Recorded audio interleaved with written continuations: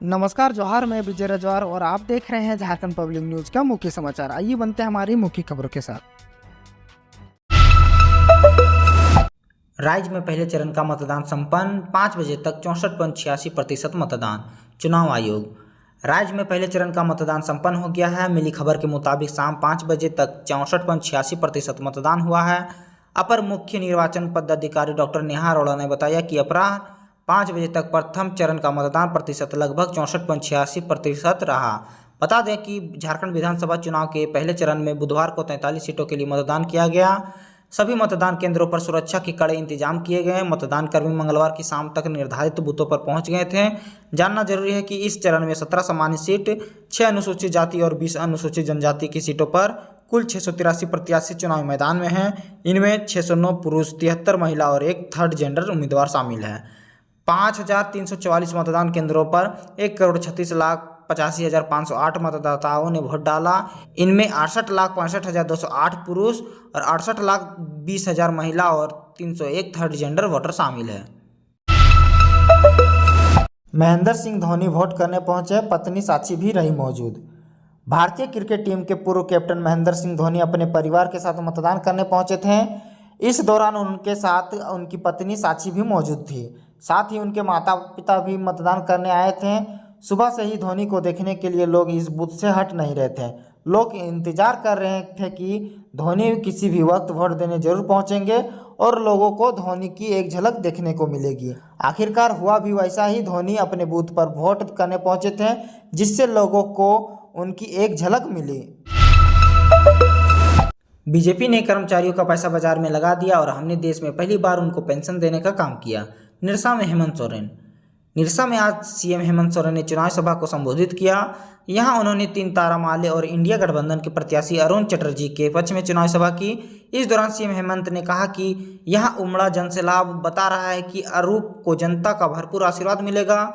कहा कि बेशर्म पॉकेट मार भाजपा ने तो निरसा में अपने ही नेता का जेब कतर कर दिया था। हेमंत ने कहा 20 वर्षों में कभी भी भाजपा ने हमारी माताओं बहनों और राज्यवासियों के लिए कोई काम नहीं किया।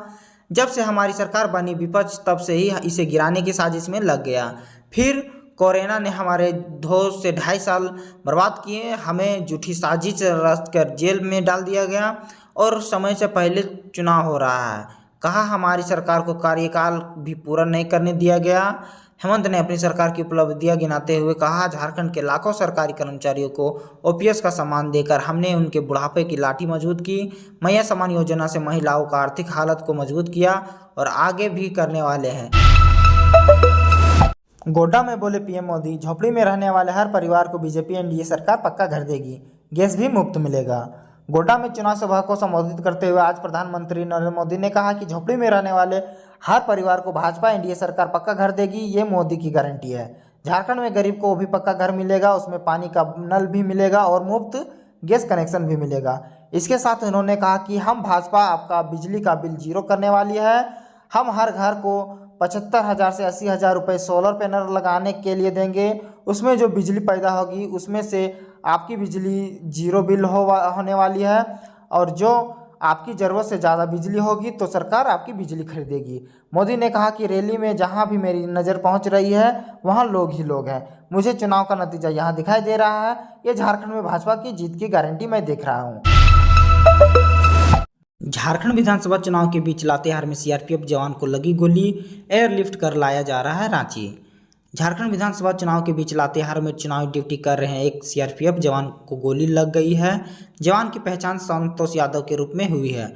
जवान की लातेहार में लाभर पिपेक्ट में तैनाती हुई थी। उन्हें आनन फानन में इलाज के लिए मेदिनी राय मेडिकल कॉलेज एंड हॉस्पिटल में भर्ती करवाया गया, जहां के डॉक्टर उन्हें बेहतर इलाज के लिए रांची रेफर कर दिया है। दरअसल बुधवार के अगले सुबह लातेहार के लाभर पिकेट में ही एक्सीडेंटल फायरिंग हुई, जिसमें संतोष कुमार यादव के सिर में गोली लग गई। घटना की जानकारी मिलने के बाद पलामू रेंज के डीआईजी वाईएस रमेश, सीआरपीएफ के डीआईजी पंकज कुमार, पलामू एसपी रेशमा रमेशन और सीआरपीएफ के आला अधिकारी अस्पताल पहुंचे और जवान का हालचाल जाना।